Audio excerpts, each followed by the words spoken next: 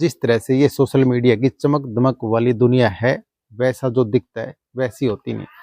ठीक ऐसे ही एक लड़का और एक लड़की अब सोशल मीडिया के जरिए वो एक दूसरे से जान पहचान करते हैं और उसके बाद उनका घर आना जाना हो जाता है। लेकिन जैसे ही शादी की बात चलती है उसके बाद अब शादी की बात हो जाती है। लेकिन अब दुल्हन सजती है और दूल्हा आता है, लेकिन वहाँ पे हो जाते हैं दो कत्ल।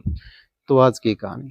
तो नमस्कार, आदाब, सत श्री अकाल। मैं रवि शर्मा हाजिर हूँ एक और क्राइम की कहानी को लेकर। लेकिन आज की क्राइम की कहानी छत्तीसगढ़ प्रदेश का एक जिला है कबीरधाम, और इसी कबीरधाम जिले का एक मुख्यालय लगता है कवर्धा। दरअसल बात 25 फरवरी 2024 की सुबह 10 बजे के आसपास की है। अब एक वीआईपी कॉलोनी होती है और फिर उसमें एक रिटायर्ड शिक्षक होता है। अब जैसे ही घर में पूछता है कि जिस तरह से अब दुर्गंध इतनी ज़्यादा आ रही है, ये आखिर आ कहाँ से रही है। उसके बाद उसकी मिसेज कहती है कि ये दुर्गंध तो सामने वाले घर में से आ रही है, क्योंकि वो सर सफाई नहीं रखते। उसके बाद वो शिक्षक अब उनके घर जाता है और बैल बजाता है। अब जैसे ही बैल बजती है, अंदर से उस घर के मालिक निकल के आते हैं और फिर वो पूछते हैं। लेकिन वो जैसे ही वो निकल के आते हैं तो फिर वो सीधा शिक्षक उससे बात करता है और कहता है कि तुम अपनी घर की अच्छी तरीके से सफाई रखा करो, तुम्हारे घर से बहुत ज़्यादा दुर्गंध आ रही है और पूरी दुर्गंध हमारे घर आ रही है। उसके बाद अब उनके बीच विवाद होता है। अब वो व्यक्ति भी उससे कहता है कि हमारे घर से दुर्गंध नहीं, ये दुर्गंध तुम्हारे घर से आ रही है और तुम सफाई नहीं रखते। उसके बाद उनके बीच अब नोक झोंक होती है और फिर थोड़ी देर में दोनों शांत हो जाते हैं, लेकिन अपने अपने घर चले जाते हैं। लेकिन अब 100 मीटर दूर पे एसपी ऑफिस होता है। उसके बाद वहाँ पे काफ़ी लोग फरियाद लेके आए और फरियादियों को सुलटाने के लिए अब एसपी साहब वहाँ पे अपनी ड्यूटी देते हैं। उसके बाद एसपी साहब अपने अधिकारियों से कहते हैं कि यहाँ पे आज इतनी ज़्यादा दुर्गंध क्यों आ रही है। उसके बाद वहाँ पे सफाई कराई जाती है और फिर रूम फ्रेशर लेके आते हैं। वहाँ पे इधर से उधर रूम फ्रेशर से वो दुर्गंध को भगाने का काम करते हैं, लेकिन फिर भी दुर्गंध जा नहीं रही थी। उसके बाद अब देखते ही देखते अब दुर्गंध और स्तर उसका बढ़ता चला जाता है। लेकिन जैसे ही एसपी ऑफिस की छुट्टी होती है, एसपी अपने घर को लौटते हैं और जैसे ही गाड़ी में जा रहे थे तो उनको दुर्गंध और भी ज़्यादा लग रही थी, लेकिन अब वो फिर घर चले जाते हैं।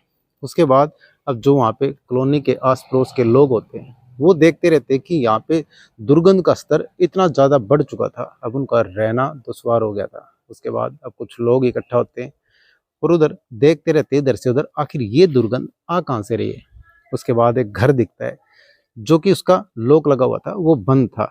उसके बाद जैसे ही दुर्गंध की स्तर उससे बहुत ज़्यादा आ रही थी, अब फिर पुलिस को कांटेक्ट करते हैं और पुलिस को बताते हैं।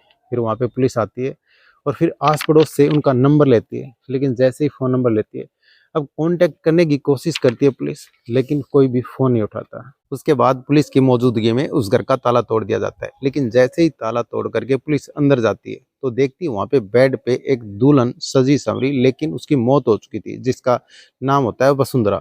उसकी उम्र 37 साल होती है। अब वो उसी घर की बेटी होती है। लेकिन वहाँ पे एसपी और डीएसपी सारे आला अधिकारी आते हैं। उसके बाद अब जैसे ही अंदर जाते हैं तो उनको एक और लाश मिलती है वहाँ पे। अब वो लाश अब पार्वती की होती है, जिसकी उम्र 60 साल होती है।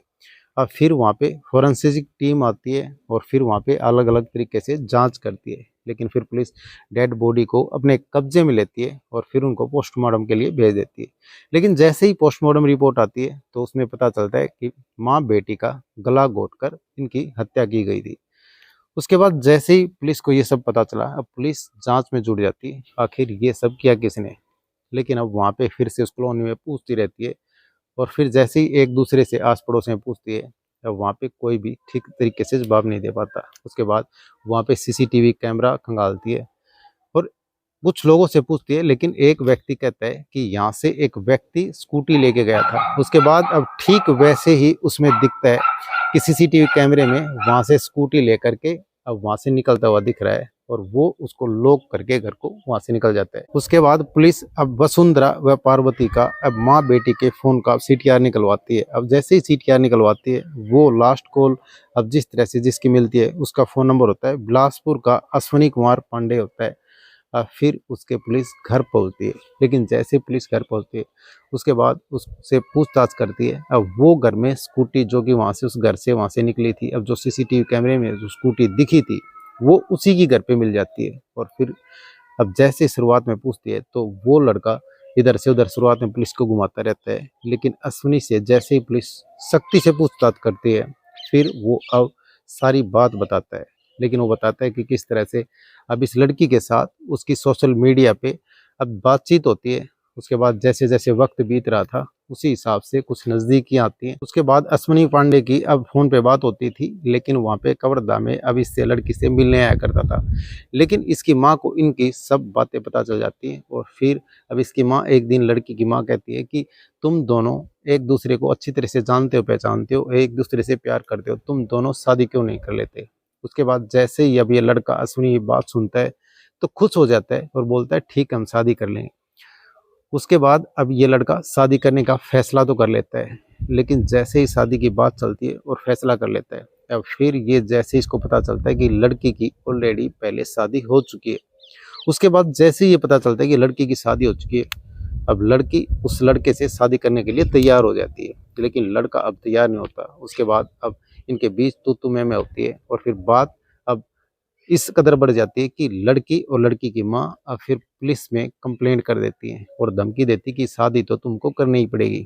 उसके बाद इसी बीच में अब वो और तहकीकात करता है, जिस तरह से अश्विनी कुमार पांडे अब फिर और जगह इधर से उधर घूमता रहता है और फिर इनका पता करता रहता है। अब लड़की की एक शादी नहीं, अब लड़की की एक से लेके दो तीन ऐसे करके तीन शादी हो चुकी थी और तीनों लड़कों से तलाक हो चुका था। अब ये लड़का जिससे शादी करने जा रही थी अश्विनी कुमार पांडे, अब ये चौथा लड़का होता है और फिर ये अब कैंसिल कर देता है, उससे शादी नहीं करता। लेकिन वहाँ पे जैसे पुलिस स्टेशन में अब कंप्लेंट करते कि ये मेरे से शादी नहीं करता। उसके बाद पुलिस इसको बुलाती है और फिर ये कहती है तुम्हारी अच्छी खासी उम्र है और दोनों लड़का लड़की ठीक दिख रहे हो और तुम्हारी दोस्ती सोशल मीडिया से जिस तरह से हुई है तो क्या दिक्कत है, दोनों शादी कर लो, अपना घर बसाओ खुशी से। लेकिन जैसे ही अश्विनी कुमार पांडे वह वो लड़की और उसकी माँ अब वहाँ से पुलिस स्टेशन से बाहर आते हैं, उसके बाद घर जाते हैं और फिर अब लड़की को लेके जाते हैं, बोलता है चलो शादी करेंगे। अब कोर्ट पहुँचते हैं, वहाँ से कुछ डॉक्यूमेंट साइन करते हैं। उसके बाद लड़की तो वहाँ पे खुश होती है, लेकिन लड़का उससे शादी करने के लिए खुश नहीं होता। उसके बाद उसको ब्यूटी पार्लर छोड़ के आता है और फिर वो कहता है तुम दुल्हन की तरह सज लो और फिर उसके बाद ही शादी करेंगे। अब फिर सीधा वो घर आ जाता है। अब वहाँ से घर आने के बाद जो उसकी लड़की की माँ होती है पार्वती, जिसकी उम्र 60 साल होती है, अब वहाँ पे वो घर पे अकेली होती है और वहाँ पर आकर के उसका गला दबा देता है, उसकी हत्या कर देता है। लेकिन जैसे ही अब वो लड़की आती है वसुंधरा, जिसकी उम्र 37 साल होती है, वो घर आती है अपनी माँ को देखती है, अब उसकी मौत हो चुकी थी, वो जैसे ही चीखती है चिल्लाती है और फिर उसका भी गला दबा देता है और दोनों की हत्या कर देता है। अब जैसे ही दोनों की हत्या करके उनके मोबाइल फ़ोन अपने पास रख लेता है और वो स्कूटी लेके वहाँ से निकल जाता है। जैसे ही कमरा वो मकान लॉक करता है और फिर वहाँ से निकल जाता है। उसके बाद अब फिर जिस तरह से अब सोशल मीडिया पे प्यार हुआ और फिर उसके बाद ये सब शादी करने के दबाव में आकर के उसने दोनों की माँ बेटी की हत्या कर दी। लेकिन उस लड़की ने भी पहले 3 लड़कों से शादी कर ली थी। उसके बाद ये चौथा लड़का था जिससे शादी करने के लिए वो तैयार होती है। तो ये सोशल मीडिया का जिस तरह से प्यार और फिर अब दोनों माँ बेटियों की अब जान चली गई और लड़का है ये अब जेल में सड़ेगा। तो कहानी सुनाने का मतलब किसी का दिल दुखाना नहीं या किसी की भावनाओं को ठेस पहुंचाना नहीं। ये कहानी सुनाने का मतलब आप सतर्क रहें, सावधान रहें। तो कैसी लगी आज की कहानी कमेंट सेक्शन में जरूर बताएं। वीडियो को लाइक कर दें, चैनल को सब्सक्राइब कर दें, बेल आइकन को प्रेस कर दें ताकि हर वीडियो का नोटिफिकेशन मिलता रहे। जय हिंद, जय भारत।